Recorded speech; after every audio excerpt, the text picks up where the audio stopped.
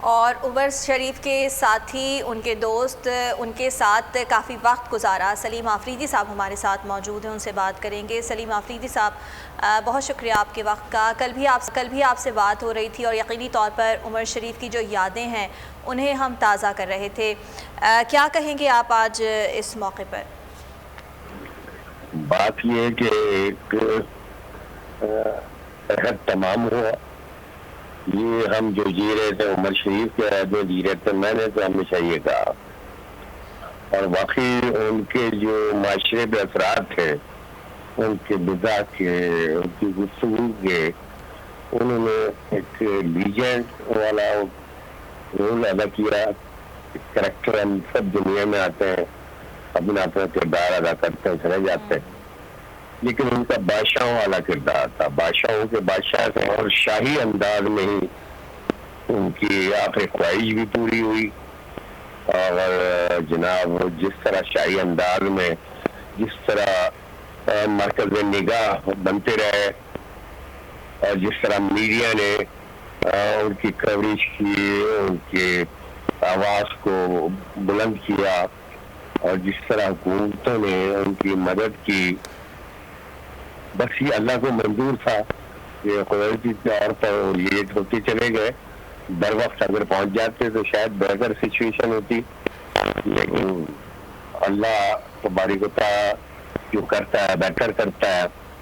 یہی وقت ہے ان کے رخصت کا، اور قوم میں کل گھر بھی گیا تھا ان کے، اور لوگ جس قدر تانتا بندھا ہوا اور جس قدر ہمارے پاس خون آ رہے ہیں دنیا بھر سے آتا ہوں، پاکستان سے زیادہ غم بیرون پاکستان لوگوں کا، جس طرح مختلف لوگوں کی کال آئیں اور چینلز کی کال آئیں، تو ان کا یہ غم کا اظہار کر رہا ہے، کیونکہ عمر شریف سب سے بڑا سہارا تھے۔ ہم لوگ بلکہ پاکستان کے وہ پہلے آرٹسٹ تھے جو دنیا میں روشناس ہوئے، اور یہاں سے زیادہ انتظار وہاں کیا جاتا تھا۔ چچا ادریس امریکہ کے ایک پروموٹر تھے، میں لاسٹ ایئر، اب تو انتقال ہو گیا، ان کا اللہ جنت نصیب، کہا کرتے تھے کہ پاکستان سے صرف عمر شریف بکتا ہے یا معین اختر بکتا تھا، یہاں شو عمر شریف کا اناؤنس کرے اور وہاں ہاؤس فل ہو جاتا ہے۔ تو پاکستان کے باہر جس قدر چاہت محبت تھی، کیونکہ وہ سے محروم ہوتے ہیں، تو ان کو وہ پورا کلچر عمر شریف اپنے کیسٹ کے ذریعے، اپنے ڈراموں کے ذریعے وہ دیتے تھے، اور لوگ اپنا وقت پاس کرتے تھے، کیونکہ بیرون پاکستان وقت گزارنا ظاہر ہے بہت مشکل ہوتا ہے۔ اور سلیم آفریدی صاحب، کل جب یہ خبر سنی ہے اس کے بعد لوگ اس وقت کو یاد کر رہے تھے، ارلی 90s اور لیٹ 90s میں، جب وی سی آر اور وی سی پی کا دور تھا، ایک جانب ہندی فلمیں، انڈین فلمیں ہوتی تھی، اور دوسری جانب عمر شریف صاحب کے ڈرامے ہوتے تھے، اور ہر گھر سے ہنسی کی اور ان کا جو طنز و مزاح ہوتا تھا اس کی آواز آ رہی ہوتی تھی۔ جی یہ ہر گھر سے جب ویڈیو وہ ڈرامہ ریلیز ہوتا تھا، کرائے کی کیسٹ کا دور تھا، کرائے پہ ملتے تھے، اور تانتا بنا ہوتا تھا ویڈیوز کی دکانوں پہ، اور وہ کیبل والا ماحول، یہ ایک وی سی آر پہ 4 8 پوری گلی ویڈیو دیکھ رہی ہے، تو جہاں امیتابھ کی ایک فلم آتی تھی وہاں عمر شریف کا بھی ڈرامہ آتا تھا۔ تو یہ ایک بڑا ایک ماحول تھا، رات مقبول ہو جانا، ان کے جملے، ان کی جگتے، ان کے محاورے، ان کے نئے الفاظ، پنگا جیسے لفظ، برگر فیملی جیسے لفظ، یہ انہوں نے مشہور کی ہے۔ بالکل سلیم آفریدی صاحب، جس طرح عمر شریف نے ہر خاص و عام کے چہرے پر مسکراہٹیں بکھیری، نہ صرف پاکستان میں مشہور ہوئے، بھارت میں مشہور ہوئے، بلکہ پوری دنیا میں ان کے فن کے چرچے تھے، آپ سمجھتے ہیں کہ اب آئندہ پاکستان میں یا باہر کہیں جو ہے وہ اس نہج تک پہنچ سکتا ہے جس نہج پر عمر شریف پہنچے؟ میرا نہیں خیال، کیونکہ یہ ایک انوکھا اور عجوبہ تھے، اور ایسے لوگ حقیقت میں صدیوں میں پیدا ہوتے ہیں، اور جس طرح ہندوستانی فنکاروں نے کل سے تعزیت کا اظہار کیا، غم کا اظہار کیا ہے، اس سے دیکھ کے ہندوستان تو ایک ایسا ملک ہے، وہاں میڈیا کے हवाले से बहुत सरमाया है, बहुत वसाइल है, उनकी बहुत व्यूअरशिप है, तो वहाँ तो उन्होंने एक अपना उमर शरीफ का, लेकिन यहाँ हमारे पास वसाइल नहीं होते हैं।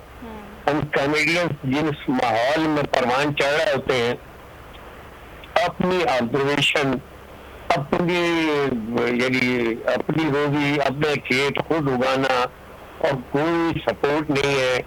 जिस तरह उमर शरीफ तो अकेला एक इंडस्ट्री था ना, वो अकेला ऐसा फंड लेकर उठा कि उसकी वजह से कई इदारे बन गए, ऑडिटोरियम बन गए, और एक टीम बना के वो फिर वो चले, यानी अकेला पूरी टीम था। लेकिन फिर हम तो फिर हमें लेके तरबियत, और उसके बाद वो अपने तौर पर ये सारे काम सर अंजाम दिए। किसी तरह की कोई सपोर्ट नहीं थी। उस वक्त पीटीवी एक चैनल था, वहां से भी सपोर्ट नहीं थी। तो फिर वो थिएटर पे सैयद फुरकान अदर ने उन्हें मौका दिया। सलीम अफरीदी साहब, आप उनके खासे करीब रहे हैं उमर शरीफ के, तो कोई ऐसा वाकया जो आपको याद हो? बेशुमार वाकयात हैं मुख्तलिफ हवाले से। मैं आपको बताऊं, हम आजा सस्ती थे, क्योंकि मैं तो खुद उनका फैन था, फिर उनके करीब होने का मौका, रहने का मौका मिला, फिर उनके वालदा के ज़ेर सयार कुछ तरबियत भी रही।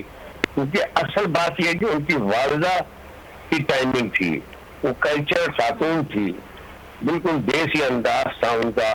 तो मैं अक्सर उनके घर होता था, वालदा के पास बैठा हुआ हूँ, तो वालदा और बेटी की मोहब्बत, माँ और बेटी की मोहब्बत की बहुत बड़ी मिसाल उनकी फैमिली थी।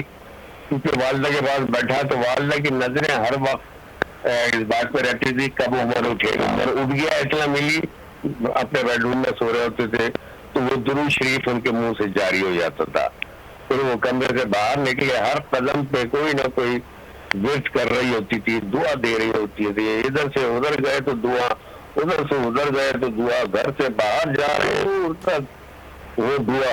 और वो भी अपनी माँ से बहुत मोहब्बत करते थे, और अपनी फैमिली से। वो छोटे थे जब गुर्बत में बहनों की शादी हुई, तो आपको ये बताऊं, उन्होंने दोबारा हर बहन के लिए जहर, यानी बड़ी बहनें भी थी, उनको जहर बना के दिया दोबारा से। पूरा फर्नीचर, पूरा माहौल जो उस वक्त में स्टेबल नहीं था, तो आज में यानी 20-25 साल हो गए थे शादी को, हर बहन को नया जहर बना के दिया। तो ये ऐसी मिसालें मिलना बहुत मुश्किल है, पर जब भी बाहर से वापस आना। ठीक है सलीम अफरीदी साहब, बस यही कहा जा सकता है कि अल्लाह ताला उमर शरीफ की मग़फ़िरत करे, उनके मद्दाहों को सब्र जमील अता फरमाए। बहुत शुक्रिया आपके वक्त का। सब्सक्राइब करें और बेल दबाएं ताकि कोई खबर रह न जाए।